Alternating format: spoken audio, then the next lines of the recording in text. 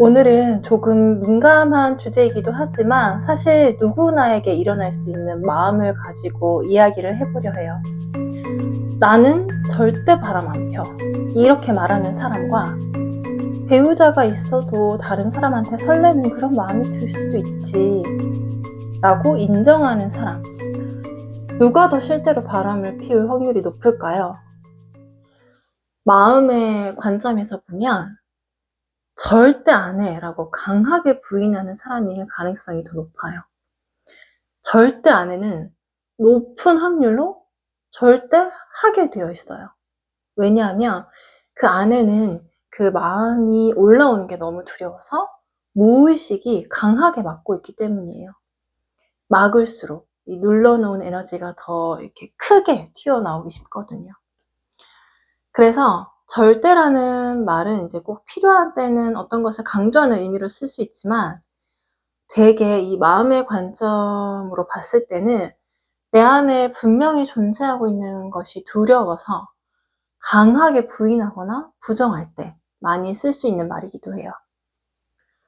여기서 좀 더 깊은 얘기로 들어가면 이 마음 안에서는 어떤 감정도 존재할 수 있는 거예요. 바람을 피우고 싶은 마음, 이제 이걸 다른 말로 표현해 보자면 새롭게 누군가에게 설레고 싶은 마음, 누가 내게 다가와서 흔들리는 마음, 두근거리고 뭔가 스릴이 느껴지는 그런 마음이잖아요. 근데 이 모든 마음은 행동으로 옮기기 전에는 그 자체로는 정당한 감정이에요. 근데 저도 과거에 종교 생활을 했었기 때문에 이 부분에 의문을 제기하는 분도 계실 걸 알아요. 제가 자세한 그런 문장은 생각이 안 나는데 그리스도와 관련된 종교들을 살펴보면 생각과 상상만으로도 그것이 죄다 이런 문장이 있잖아요. 근데 그것이 사실 문자 그대로 그렇게 받아들이면 사실 신도 그 무엇도 우리를 가둬둘 일말의 의도도 없지만 우리는 또 우리 스스로를 죄인의 이 프레임에 가두게 돼요. 우리의 이 마음 안에서는 어떠한 역겨운 것, 혐오스럽고 추한 것, 흉측한 것, 기괴한 것이 차별 없이, 판단 없이 다 존재할 수가 있어요. 존재할 수가 있어요. 마음 자체는 다 가치 중립적인 것이에요. 우리가 어떻게 사용하느냐에 따라 그 성격이 결정되는, 즉 그 마음의 주인인 우리가 그것을 어떻게 쓸 것인지 선택하기 전에는 그냥 이렇게 존재하고 있는 거예요. 이건 우리 모두가 인간이기 때문이고 여기가 불완전한 이원성의 세상이기 때문인데요. 그 마음을 느끼는 것 자체는 문제가 있는 것이 아니라는 거죠. 오히려 그 마음을 인정해 줄 때 우리의 행동은 성숙해질 수 있어요. 인정받지 못한 마음, 이런 에너지 패턴의 덩어리는 삶에서 거울의 형태로 나에게 계속 다시 찾아와요. 그래서 우리는 조건 없는 사랑을 주는 내면의 성숙한 자아를 떠올려서 그 자아의 느낌 안에서 그래, 나한테 이런 마음이 올라올 수도 있어 라고 이제 인정을 해보는 거죠. 그런 순간에 그 에너지는 반대로 이렇게 진정이 돼요. 억압을 하면 충동으로 가지만 인정을 하면 안정으로 가요. 우리 안에는 누구나 이 청개구리 같은 마음, 중2병 같은 에너지가 많이 있거든요. 하지 말라면 더 하고 싶은 마음 있잖아요. 그래서 인정되고 이렇게 수용이 될 때 오히려 그런 충동적인 행동을 하지 않게 되는 거예요. 우리가 인정하지 못한 마음의 에너지 패턴은 결국 나를 통해서든 다른 사람을 통해서든 반드시 드러나고 재현되려고 해요. 그 마음이 충분히 이해받고 느껴지고 경험될 기회를 계속 찾기 때문이에요. 그래서 중요한 건 그 에너지 자체를 나쁜 것으로 규정해서 밀어내는 게 아니라 아, 내 안에 이런 마음도 있구나 하고 알아차리고 인정해 주는 거예요. 그러면 그 에너지는 더 이상 과도한 방식으로 현실에 나타날 필요가 없게 되는 거죠. 제가 다른 영상에서 설명한 떨어질 수 없는 두 쌍의 감정으로도 설명될 수 있는데요. 우리가 인정하지 않거나 무의식이 깊이 억눌러 놔서 알지 못할 뿐 나는 절대 바람 안 펴. 바람 피는 건 나쁜 거야. 이 마음은 항상 나는 사실 언제든 누군가에게 설렐 수 있어. 그런 마음이 내 안에 있다는 게 두렵고 나의 연인이나 배우자에게 있을 수 있다는 게 두려워. 이런 짝을 데리고 다니는 거죠. 이 짝은, 마음의 쌍과 짝은 절대 떨어질 수 없는 동전의 양면 같은 것이니까 항상 함께 다니는 거예요. 그래서 이 두 가지를 다 수용해야 내가 이것을 흘려보낼 수 있는 거죠. 균형 잡힌 생각과 행동을 할 수 있게 되는 거예요. 예를 들어 어떤 사람이 바람 피우고 싶은 마음을 절대 없어야 하는 것이라고 생각해서 이걸 강하게 억압한다고 해볼게요. 실제로는 행동으로 옮기지 않더라도 그 마음을 있는 그대로 인정하지 않으면 그 억압의 힘이 다른 모습으로 현실에서 흘러나올 수 있어요. 연인이나 배우자가 바람을 피우는 상황을 겪는다든지 아니면 바람을 피우는 사람에게 유독 민감하게 반응하고 공격적으로 비난한다든지 그런 식으로요. 그래서 이 마음 공부를 한다는 것은 어떤 마음이든지 먼저 인정해줌으로써 더 이상 극단적인 방식으로 재현되지 않도록 하는 거예요. 그럴 때 비로소 우리는 스스로에게 가혹한 현실을 만들지 않고 훨씬 부드러운 방식으로 그 에너지를 통과시킬 수 있게 하는 마치 열린 문처럼 존재할 수 있게 되는 거예요. 이 마음도 내 안에 있어도 돼. 떠올라도 돼. 느껴져도 괜찮아. 이렇게 감정을 허용하다 보면 우리는 어느 순간 깨닫게 돼요. 내가 진짜 원했던 건 특정한 사람과의 어떤 직접적인 접촉과 교류가 아니라 내가 그리워하는 어떤 그 사랑의 느낌이 그 사람을 통해 투사되고 투영되고 있었다는 걸요. 그리고 그 느낌은 그 사람과 물리적으로 멀어져서 내가 뭐 다른 학교, 다른 직장, 다른 만남의 장소에 가서도 얼마든지 다시 다른 사람에게 투사될 수 있는 그런 감각이에요. 우리의 첫사랑이 지금 내 옆에 있는 사람과 다르듯이 우리는 언제나 같은 사랑의 느낌을 다양한 사람들에게 투사하곤 해요. 그 느낌이 필요한 거지 그 사람이 필요한 건 아니란 말이죠. 항상 우리는 그 느낌을 바랬던 거예요. 그 사랑을 주고받는 느낌. 저는 이 이야기를 누군가를 비난하기 위해서 한 것이 아니에요. 제가 과거에 정말 금사빠였었거든요. 금사빠의 성향을 지닌 사람들이 왜 그렇게 되는 걸까요? 내가 누군가한테 이렇게 사랑을 주고 싶다는 느낌? 또 사랑을 받고 싶다는 느낌이 거의 수용돼 본 적이 없는 거예요.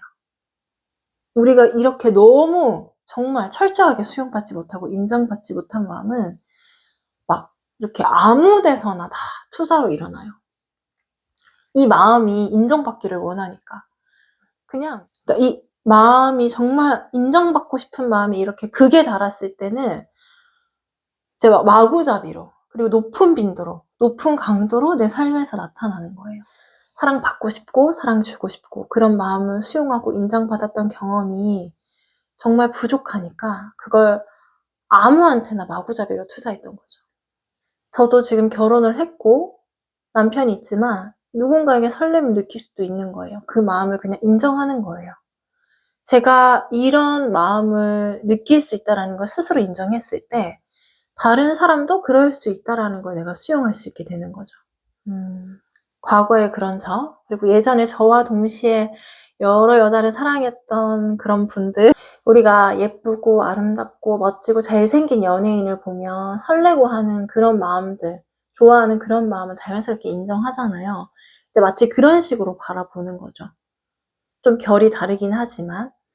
그리고 조금 더 넓은 관점에서 보면 우리가 누구에게든 사실 조건 없는 사랑을 주고 또 조건 없는 사랑을 받고 싶은 이 근원적인 욕구가 있기 때문에 거기서 이제 파생되는 여러 가지 다양한 감정들이 정당한 거예요.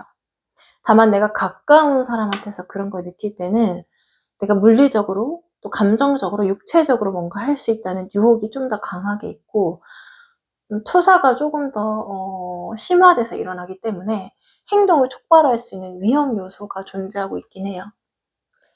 그래서 만약 내가 그 마음을 성숙하게 껴안고 이해해주는 과정 없이 실행에 옮겼을 때는 거기에 대한 결과를 받아야겠죠. 무거운 책임이 따르는 거예요. 근데 그건 하늘에 있는 신이나 다른 타인이 나에게 주는 벌이 아니라 나 스스로가 타고난 본성과 거스르는 행동을 했음을 알려주는 신호로서 결과를 받게 되는 거죠.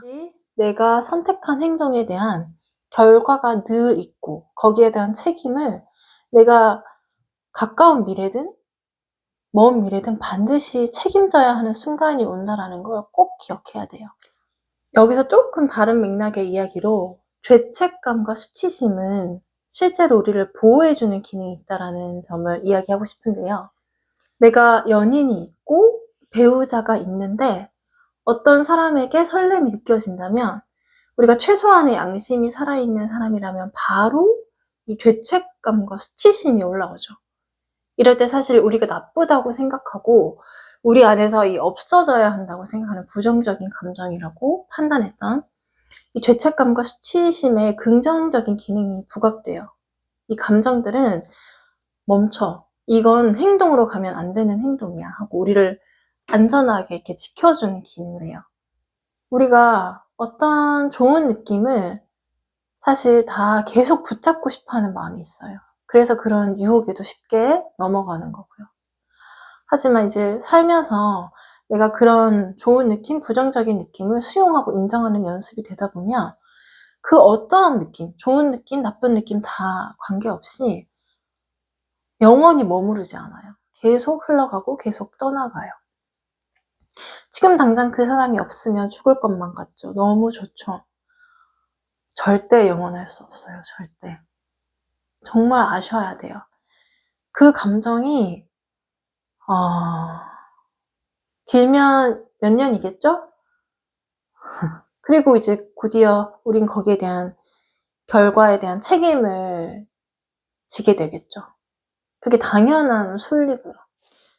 그 어떠한 감정도 계속 유지시킬 수 없어요. 파도처럼 밀려왔다가 강물처럼 흘러가요. 지금 아무리 좋아도 그 느낌이 영원히 고정될 수 없어요. 흘러가는 게 자연스러워요. 내가 이렇게 내 마음을 수용하고 인정해주고 내가 원했던 그 그리워했던 사랑의 느낌이 무엇인지 찾았다면 그 느낌과 감각을 내 안에서 이렇게 머물게 해줘야 돼요. 충분히 좀 경험하게 해줘야 되는 거죠. 내가 원했던 그 사랑을 그 느낌 안에서. 이게 조금 추상적이어서 좀 떠올리기가 힘드신 분들은 이렇게 상상을 한번 해보세요. 어떤 정원이 있는데 다양한 색깔의 장미, 특히 분홍빛 장미, 붉은빛 장미가 가득한 정원에서 그 장미꽃 향을 맡고 거기에 이렇게 둘러싸여서 수많은 장미꽃들을 감상한다고 상상해 보는 거예요. 나를 그 안에 머물게 해주는 것을 충분히 스스로에게 선물하고 나면 극단에 치우친 행동이 아니라 이 균형 잡힌 마음에서 드러난 행동으로 사랑을 주고 받는 경험을 하실 수 있을 거예요. 반복해서 말씀드리지만 이 수용받지 못한 감정은 반드시 다른 관계를 통해 재현됩니다. 그래서 우리는 반복해요. 비슷한 사람을 좋아하고 비슷한 상처를 받고 비슷한 패턴을 겪어요. 이건 벌이 아니라 이 감정을 좀만 더 느끼고 받아줘 라는 내면의 신호예요. 감정을 충분히 인정하고 흘려보내고 털어내줄 때 비로소 그 반복의 끝이 보이기 시작해요. 여기서 또 한 번 더 강조하고 싶은 말은 이 무조건적인 사랑은 무분별한 사랑이 아니라는 것이에요. 무분별한 사랑, 무조건적인 허용은 자칫 잘못하면 방임이나 방관이 되죠. 이 경계가 있는 자유, 경계가 있는 사랑, 이게 나의 자유의지와 상대의 자유의지를 동시에 존중하는 방법이에요. 그리고 그 경계를 지키는 힘은 감정을 억압할 때가 아니라 안전한 경계 안에서 이 감정을 충분히 인정하고 허용해 줄 때 생겨요.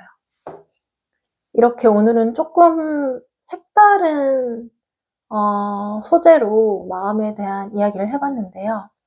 이렇게 세상 모든 사건과 모든 일상은 이 내면 작업의 재료가 될 수 있어요. 설렘도, 두려움도, 유혹도, 죄책감도 모두 나를 더 알아가는 하나의 창문이 되는 거죠. 그런 감정들을 억압하지 않고 그대로 흘러가도록 연습을 해볼 때 이 자유의지 안에서 가장 성숙한 선택을 할 수 있게 돼요. 오늘 저의 이야기는 여기까지고요. 오늘도 저의 영상을 끝까지 함께 해주셔서 감사합니다. 더 좋은 영상으로 찾아뵙겠습니다.